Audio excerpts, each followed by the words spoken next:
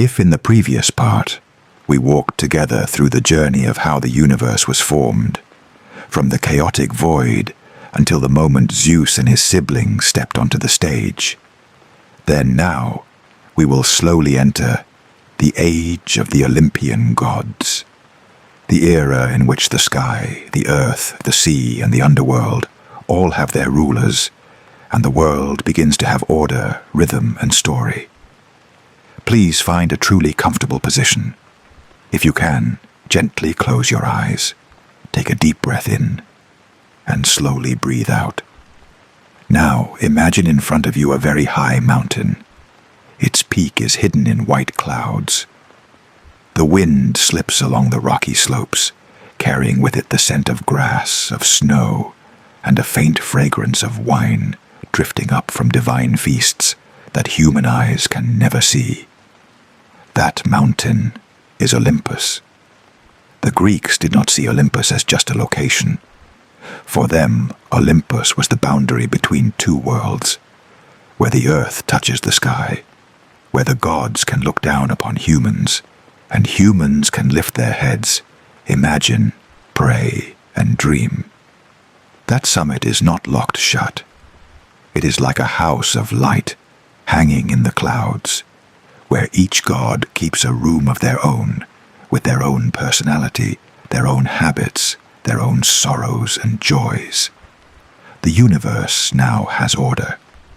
Kronos has been pushed back, the Titans have withdrawn into the shadows, and a new generation of gods, the Olympians, steps forward, not only to rule, but to manage the world in a subtler way, through laws, through symbols, through stories. The one who stands at their head is Zeus. Zeus is not a flawless god. He is hot-tempered, easily jealous, easily angered, and often weak in the face of his own desires. But precisely because of that, he feels strangely close to humans, a king in the sky, yet carrying within himself very earthly contradictions. The Greeks say that Zeus sits on a golden throne, holding a lightning bolt, a gift from the Cyclops. With just one bolt, he could destroy an entire city. But what is more noteworthy is this: Zeus does not hurl lightning all day long. Most of the time he observes, listens, and keeps balance. He divides the world among his brothers. Poseidon keeps the sea, Hades keeps the underworld, while he himself holds the sky, the clouds, the rain, the thunder and lightning, the things that determine the crops, the life or death of countless living beings. In that role, Zeus is like the image of power at the highest level, holding the ability to grant favors, punish, and especially to set laws. The Greeks believed that Zeus was the god of oaths, of hospitality, of common justice, how people treat one another, how they keep their promises, how they welcome strangers. All these are placed under Zeus's quiet gaze.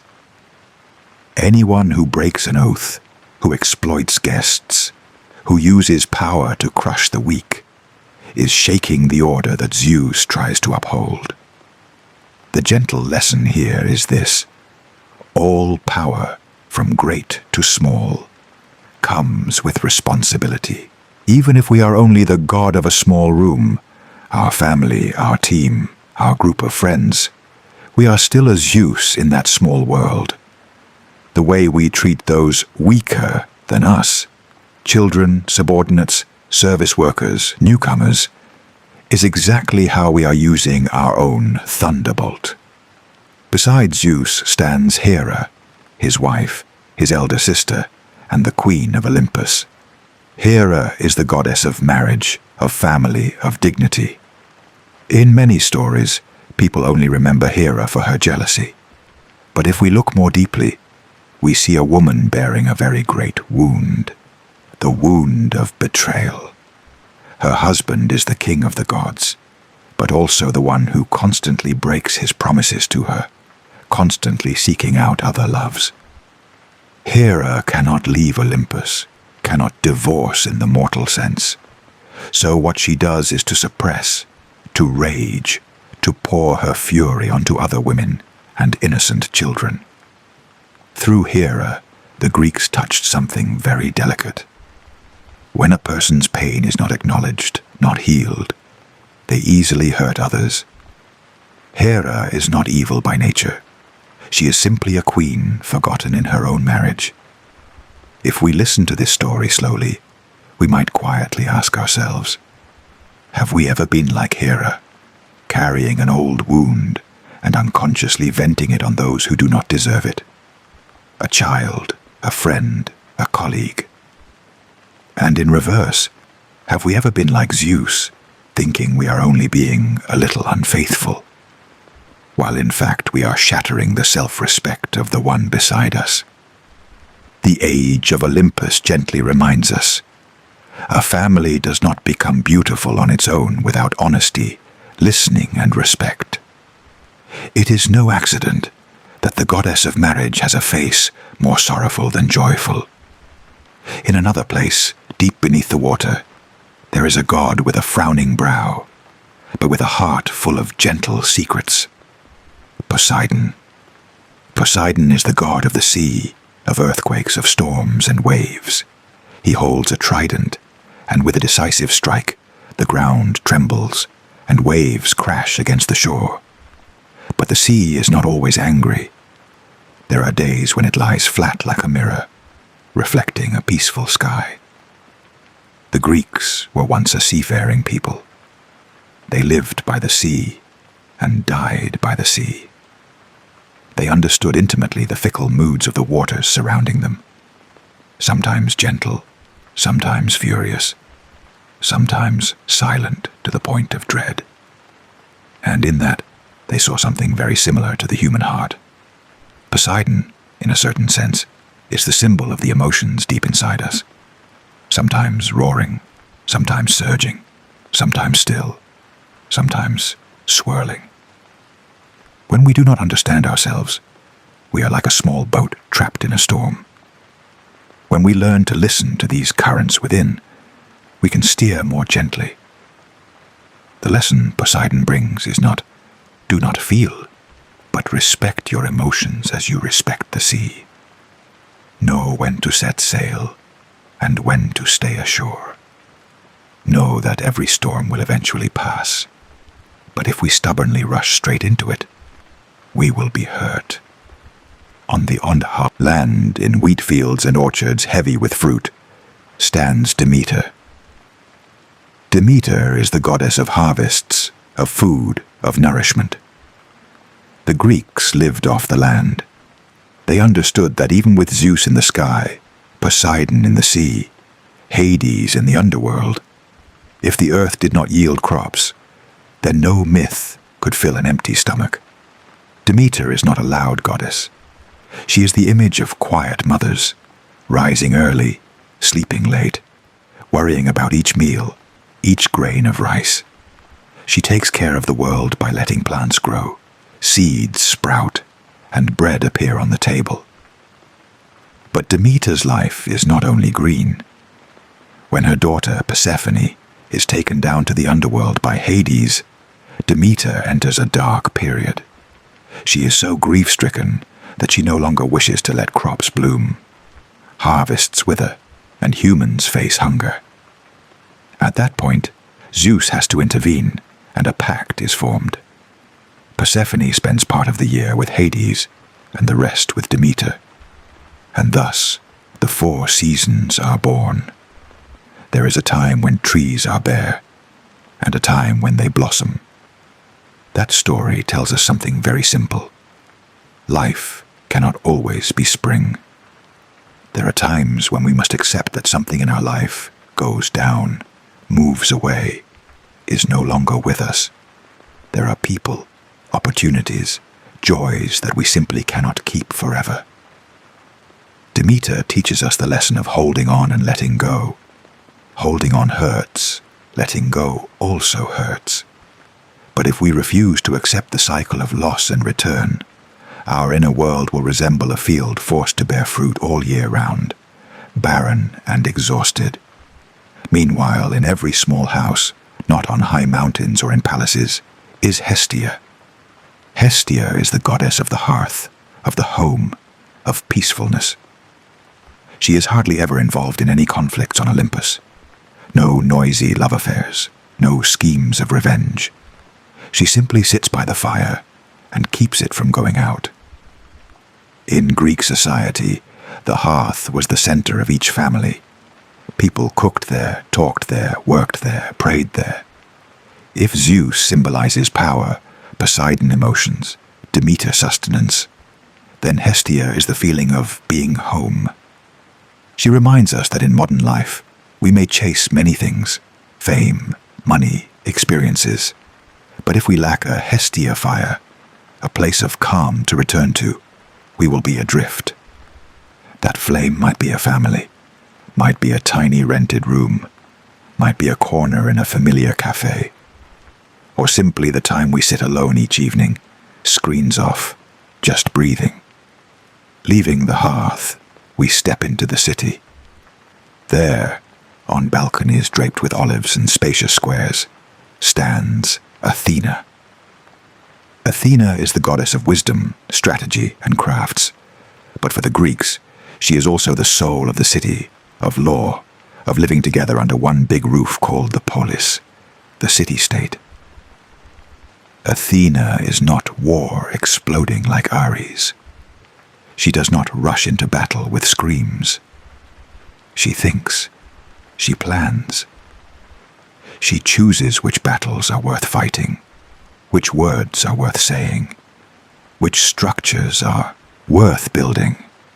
Athens, the center of Greek philosophy, democracy, and drama, was placed under her protection. They did not choose Poseidon, though he was very powerful. They chose Athena, the one who gave them the olive tree, shade, edible fruit, oil for light, wood for building. A gift of long-term use, not just a symbol of flashy power. The message Athena brings is this: wisdom is not just cleverness, but knowing what truly benefits the long run. Real success is not only winning one fight, but building a city by the sea that can survive across generations. In life, Athena appears each time we calm down, to think a little more instead of reacting immediately. Every time we choose to speak more gently, to make a clearer plan, to learn a new skill instead of just complaining, we are inviting Athena to sit down beside us. And if we lift our eyes to the clear sky, where light and music meet, we will find Apollo. Apollo is the god of light, music, medicine, and prophecy. He holds a lyre, shoots the bow with great skill, heals with equal skill, and oversees the temple at Delphi, where Pythia, the priestess, sits upon a tripod, inhales the earth's vapors, and utters oracles. Apollo is the clarity of reason, but not a dry one. He is the music that soothes the soul, the poetry, the straight lines of written text, the hand of a physician gently resting on a wound. He does not erase all pain, but helps us name it, understand it, and keep it from drowning us. Meanwhile, Artemis, Apollo's twin sister, is the moon, the forests, the wild animals, the cool, quiet night. Artemis is the goddess of the hunt, but also the protector of all that is wild, untamed, the corners of the soul that rarely see the light. Apollo and Artemis stand next to one another like two aspects of maturity. One side is reason, discipline, and light. The other is instinct, the stillness of the deep woods, the right to be alone. We need both. If we live only by Apollo, we will exhaust ourselves always needing clarity, logic, achievement. If we live only by Artemis, we may wander endlessly in the forest and forget the way home. On Olympus, there is also a deity who always seems to warm the story a little, even while sometimes causing trouble. Aphrodite. Aphrodite is the goddess of love and beauty. She is not always gentle. The Greeks understood that love is not just tender hand-holding, but also jealousy, difficult choices, moments of weakness and mistakes. Aphrodite gives humans the ability to be moved by a smile, a poem, a sunset. But at the same time, she can make people blind, willing to give up everything for a fleeting feeling. She is the beauty that makes us want to live, and she is also the temptation that can make us lose ourselves. The lesson here is not, do not love, but learn to love responsibly. Responsible towards others and towards ourselves. Understand that attraction does not always come with suitability, and sometimes loving the most means knowing when to stop at the right place, at the right time. At the edge of Olympus, there is always a figure moving very quickly, Hermes.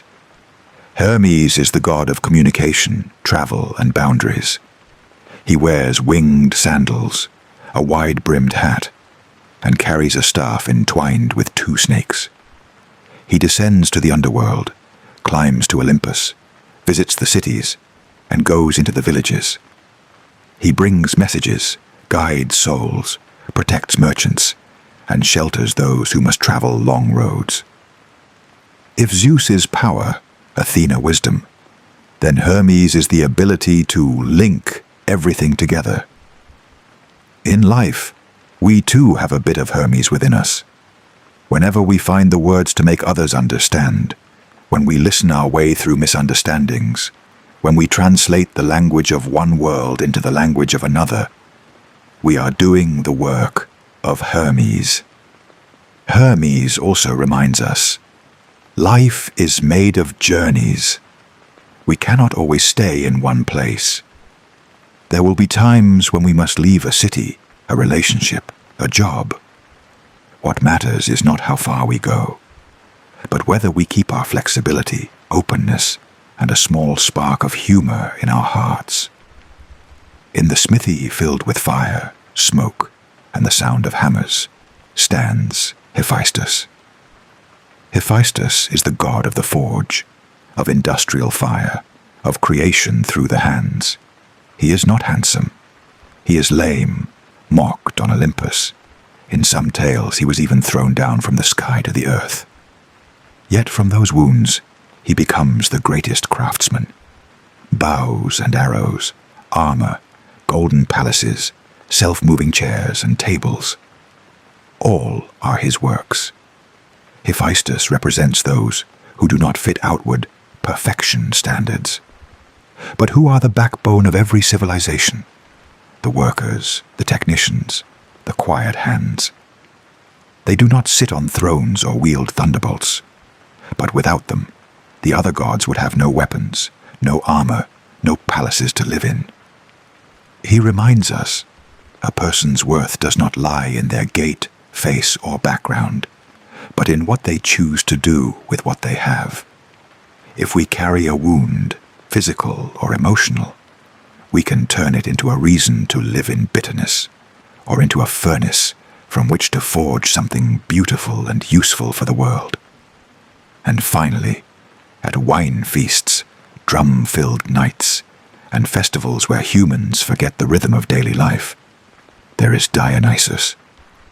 Dionysus is the god of wine, of ecstasy, of theater, of liberation.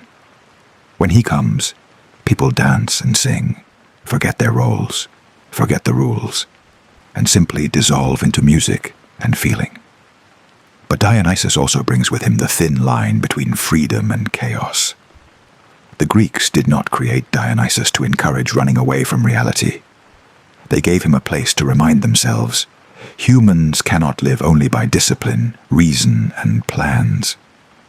We need moments to take off our masks, to cry our fill, laugh ourselves tired, live like a child, not thinking about tomorrow. But if we remain forever in intoxication, we will lose ourselves. Thus, between Apollo and Dionysus, between reason and frenzy, there is an invisible cord. We walk back and forth on it, our whole lives. When we look at Olympus as a whole, We no longer see it as a distant, divine family. We begin to realize that each god is a part of ourselves. Zeus, the part that wants to control, to decide. Hera, the part wounded by disrespect. Poseidon, the deep emotional part. Demeter, the nurturing, caring part.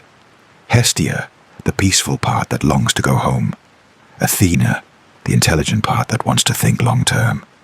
Apollo, the part that loves beauty, music, light, and truth. Artemis, the part that needs solitude, wild, not wanting to be touched. Aphrodite, the part that yearns, that desires to be loved and beautiful.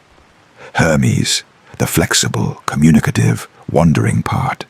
Hephaestus, the hard-working part, crafting, refining every detail. Ares and Dionysus, the explosive part, angry, passionate, always demanding release. The age of the Olympian gods, therefore, is not only a stage in mythology. It is a map of the human soul that the Greeks drew with stories. Whenever we are confused about our inner contradictions, wanting stability yet also adventure, wanting attachment yet also freedom, we can smile. On Olympus, the gods argue just like we do. The difference is, we can choose how to let them live together more peacefully. We can invite Athena in when the Ares within us is screaming. We can invite Hestia in when Hermes is dragging us to too many places.